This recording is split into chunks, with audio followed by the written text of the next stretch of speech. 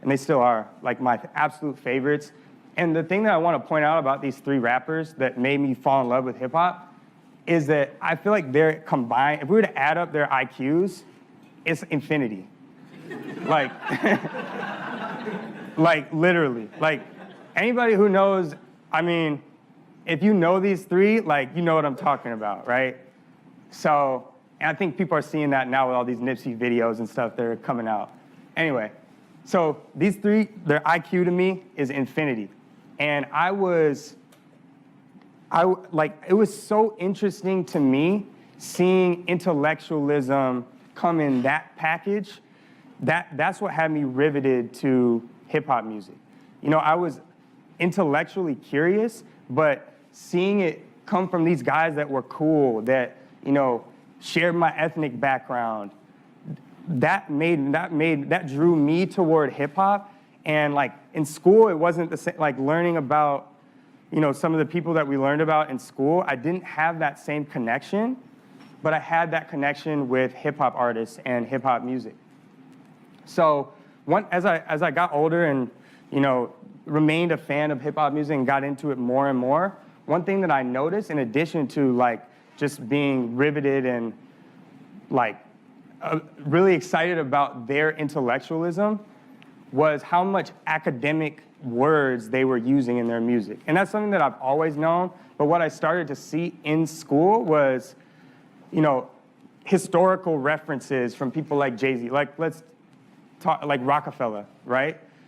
In ninth grade history, they were like, who's John Rockefeller? And John Rockefeller, Robert Barron from, you know, because of Jay-Z. And all of a sudden, like, when I made that connection, it was like, this is a cool thing to know. Impressionable young kid, like, you know, these guys they make people go out and buy clothes, shoes for hundreds of dollars. For me, they made, like, being smart and academics cool in that same way. So I wanted to follow them in that respect. So eventually, once I started making these connections and school became cooler, started seeing more of these academic references pop up in this overlap, I started to become more interested in school, went from an okay student to a student that was good enough to get into Brown, thankfully. And I wrote blessing right here because I don't know how they accepted me, but I'm glad that they did. And it was a huge blessing because once I got here, and I'll get into this a little bit later, but I met folks like Dr. Rose and other professors that really guided me and kind of grew my potential. Like I was this spark that had all these ideas going, and they kind of helped mold that.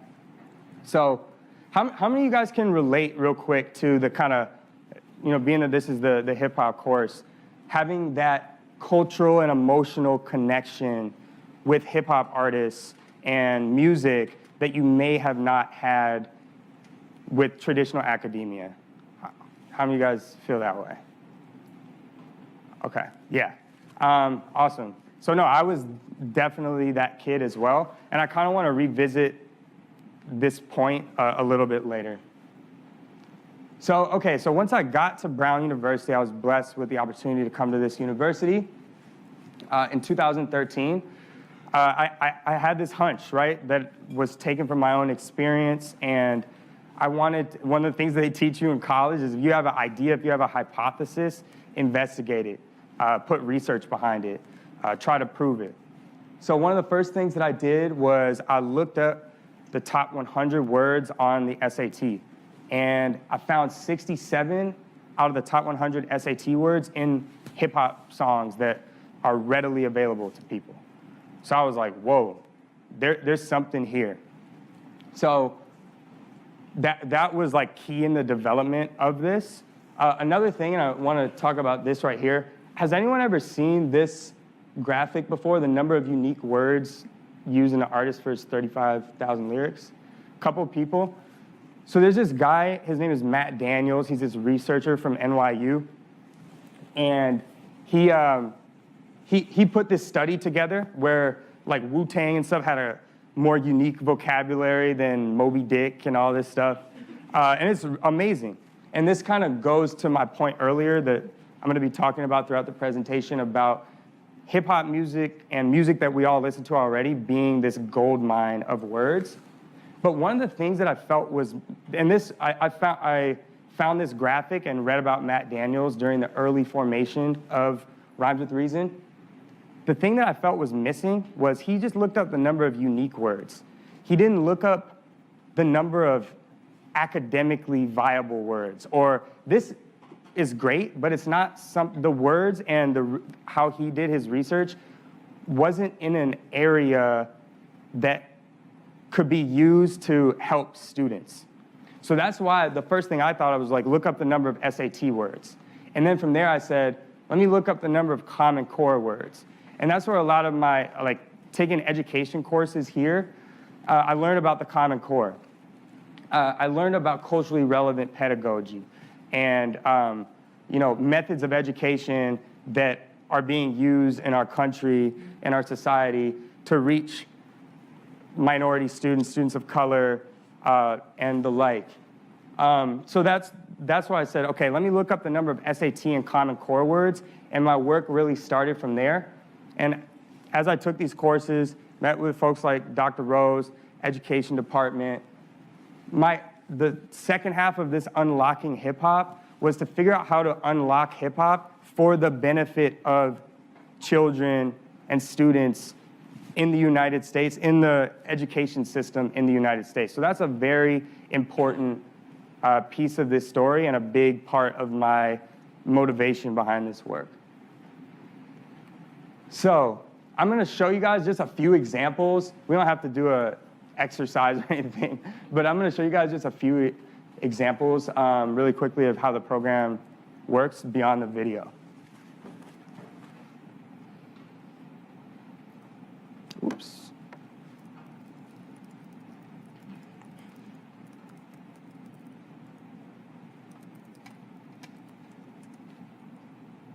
Okay.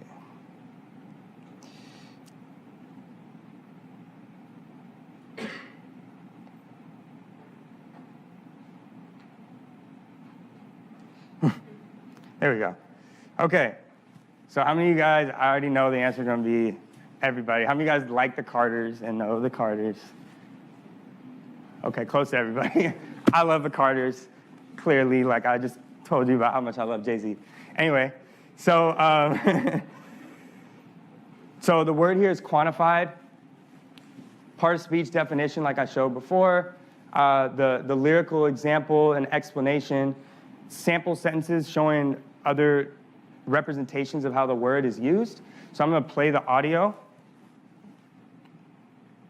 Patiently waiting for my demise, because my success can't be quantified. So it's very quick, but you get a taste of how Beyonce uses the word quantified.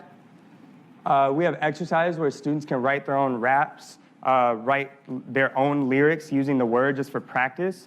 So, and they can save it to their profile so they can go back and remember how they use the word. Just different modes of practice, like you saw the pictures, all these things to master these words.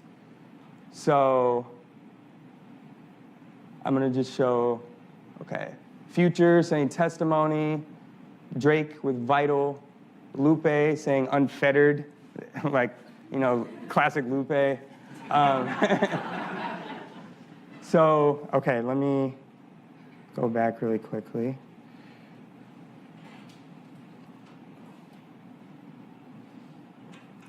So here's another exercise that we have the students do. It's called the Frayer model. It's a classic vocabulary development strategy and technique. So I'm just using the example of Future. It says, I'm giving you my testimony line for line. I'm giving you the best of me. It's wrong or right. So what we have students do, they have that example. They paraphrase the lyric in their own words. They write their own rap. But most importantly is they write down the context clues that led them to the meaning of testimony.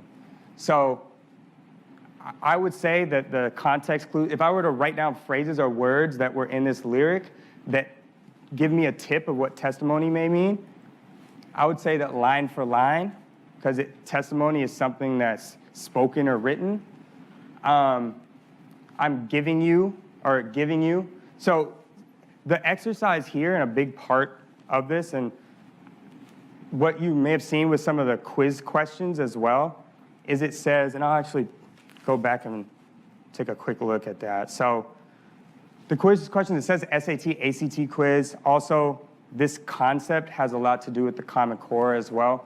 But it asks students to figure out what a word means in context. So I tell people this all the time. There's words that I read now and see now, I still don't know what they mean. But because of context and like a training in figuring out what things mean in context, I can usually figure out what a word means. And hip hop and music is an exercise in context. Like, you know, I'm from the West Coast, but Jay-Z is from New York. And I could figure out when he was talking about a bodega, I could figure out what that was because of the context. You know what I mean?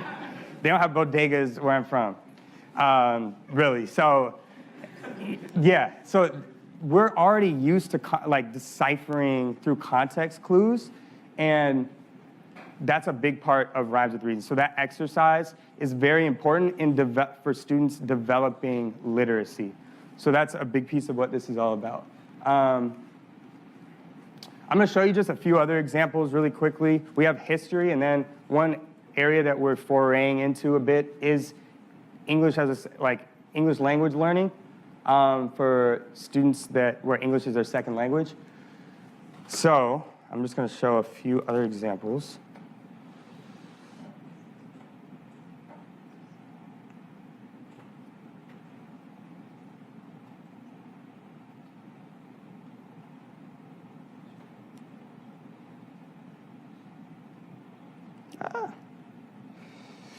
So we have Frank Ocean talking about the Peace Corps. And by the way, it's all US history. It's structured by like date. And yeah, the thing that I tell people a lot, and I really like this, is in terms of history is interesting because history, by definition, is not relevant. Like it's the opposite of relevant, right? If you think about it. So what we are doing with our history content is making history relevant, because an artist that may have come out with a song last week is referring to different concepts and making historical references. So for kids that don't think history is relevant or don't think it matters, like it does. Frank Ocean just said it. Drake just said it. So yeah, that's an interesting part of our history content. And as you can see here, I guess so we have Janelle Monáe as well, talking about Sally Ride. Drake talking about Marilyn Monroe. I'm gonna play this one. I got flows for the Marilyn Monroes who was there before it all. I guess that's how it goes. They hear about your cons, but focus on your pros and love you for who you are from the bottom of their soul.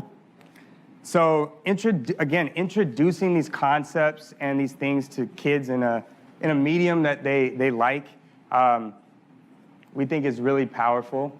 Another thing about our history section that I like is that it spotlights, because it's hip hop music, because it's popular music, the artists come from more diverse backgrounds than the people that are probably in your textbook. So we like the ability with this part of the program to spotlight, you know, women figures, minority figures, et cetera, because those are the ones that are more prominently referenced in the music. And I will give one quick look at the ESL.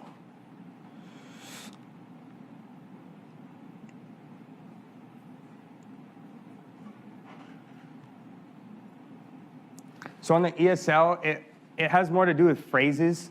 There's words, but more phrases. And what we focused on at the beginning are phrases that are essential, like in directions for a test. So our hypothesis is that if you're taking a test, you're a kid where English is your second language, you're taking a test, you're really gonna struggle on the test if you don't know what the test is telling you to do.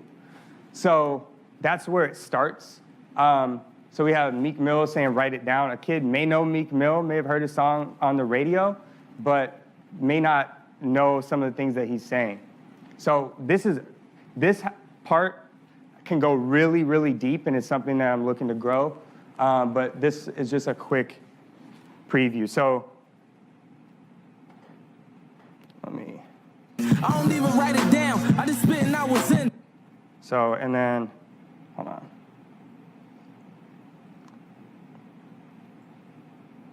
There we go. But the big part of this is that the questions are picture-based. So, you know, pictures are a great equalizer in language development. So it shows picture representations, and their kind of quizzing and practice is more picture-based for ESL students. So I'm going to show a quick video, and you guys might actually recognize some faces that you may know in this video. Some Brown students and some, if you guys are graduating this year, there are some people who are in my class that you may know. So this is a video of the product being used in a school in Watts in Los Angeles. So, yeah.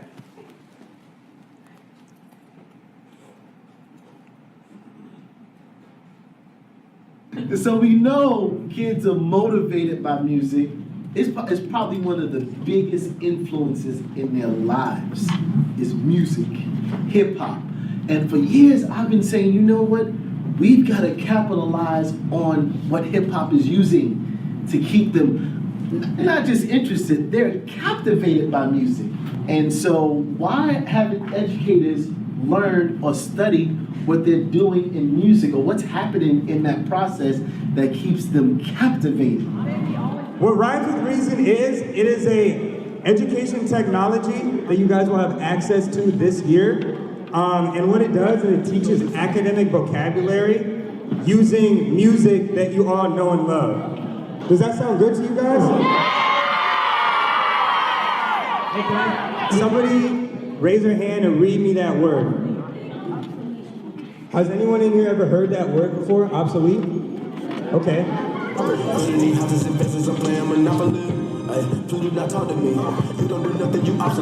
In this line, when Offset says obsolete, he most nearly means what? I believe that is B, because when he was talking about his competitors, he was basically saying like that they're not on his level, and like. So how does completely irrelevant? Can you try to explain how that connects to that? Like, they don't matter because he's on top. Okay, great job. AJ's explanation was really, really good. He said that Offset's competition didn't matter, and that's exactly what irrelevant means. So you interpreted that perfectly. So you just got an SAT level question correct. So give yourself a hand. Give yourself a hand. Good job, AJ. And good job, everybody, for participating. Now we're gonna get into the fun. You guys ready to have some fun? All right. So each group has to write a rap using obsolete, resilient, and alienate. And what you're gonna do, one representative from each group is gonna come up to the stage and perform the rap, and we're gonna make it a competition. We're gonna do a battle, all right? Using those words. The beat's about to drop. The judges are gonna give you your scores. And here we go. Drop that beat.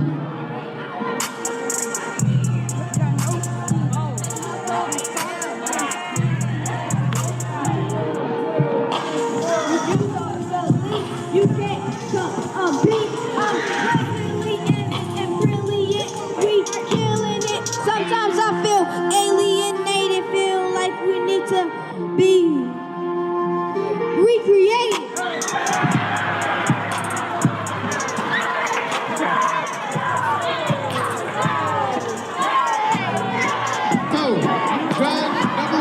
What's on the far right? What is your judge of that round? Oh, a 10! A 10! She got a perfect 10! Judge number 2, what is the score? Oh, another 10! Another 10! Judge number 3, oh, another 10! And the principal, Mr.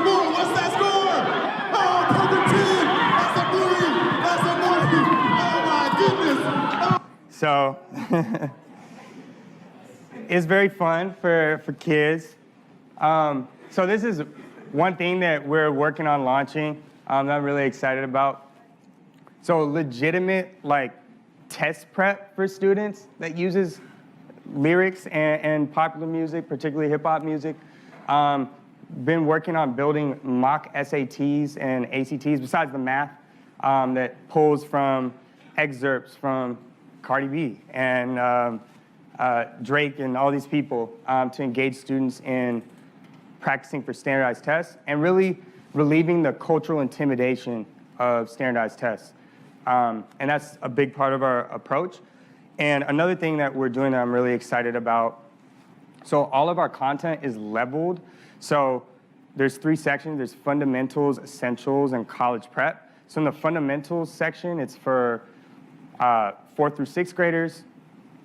The essentials, it's for 7th through 9th. College prep, 10th through 12th. And one thing that we're adding in is not only will you be able to select your level, but you'll also be able to select your music taste. So we've come up with, there's like 3 categories. There's hip hop, there's, what's the other one? Social justice and underground, and then throwback. So students will be able to have like a personalized learning experience where that's tailored directly for them in terms of their level, and then also like the music that they want to hear. So eventually I'm trying to get to the level where you could just take SAT that's just Cardi B SAT, you know what I mean? So like I think that would be really great for students. Yeah, so that's where we're going with some of this. So I want to close my talk, I guess, with this. So I think that the potential for Rhymes with Reason is absolutely immense, especially as it expands. My goal to break open the gold mine, the verbal gold mine within hip hop music and popular music.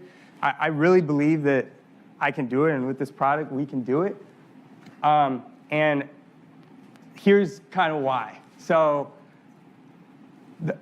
in looking at words, literacy, and education in the new America, a couple of statistics for you all. So number 1, students are spending close to 40 hours a week listening to music and 35 hours a week in school. They're spending more time listening to music, streaming music, than they are in school, which maybe doesn't sound that surprising to us because we're young, but that's a really heavy stat. So this is the majority of where we're spending our time. So bringing in this area where we're spending the majority of our time into school is very powerful. And then also there's 3 shifts happening in our society. Number 1, when looking at people under the age of 18, the minority will become the majority in the year 2020. So that's extremely powerful, and the first time in our history as a country where that's the case. Number 2, hip hop is becoming pop. For better or for worse, that's what's happening. In America, it is the most popular genre of music, and in the world, it just became the most popular genre of music. So there's shifts happening. So I'm just giving you the 3 shifts. So first, minority becoming majority. 2nd, hip hop becoming pop. And then the 3rd shift that I think will logically follow is that alternative and culturally relevant methods of education are going to start becoming more standard. So culturally relevant and alternative methods of education are going to shift toward becoming standardized education. And this won't happen overnight, but the needle is ever so slowly moving for that last shift. And it's largely because of those first 2 shifts that I outlined. So what I want to say is that the time for us is now. For anybody that is interested in creating something that brings educational equity to this new generation in this audience, like straight up, anybody in here, the time is now, and the time is coming, but the time is now, where these shifts are occurring and the stars will be lined up for something like Rhymes with Reason or something else that somebody in this room may come up with because of where we're moving as a country and as a society. So the last thing that I want to say, and I read Dr. Rose's book, Black Noise. My favorite quote from the entire book that I feel relates very closely to the work of Rhymes with Reason: rap is fundamentally literate and deeply technological. So I think that like sums up what Rhymes with Reason is and sums up my presentation. So thank you.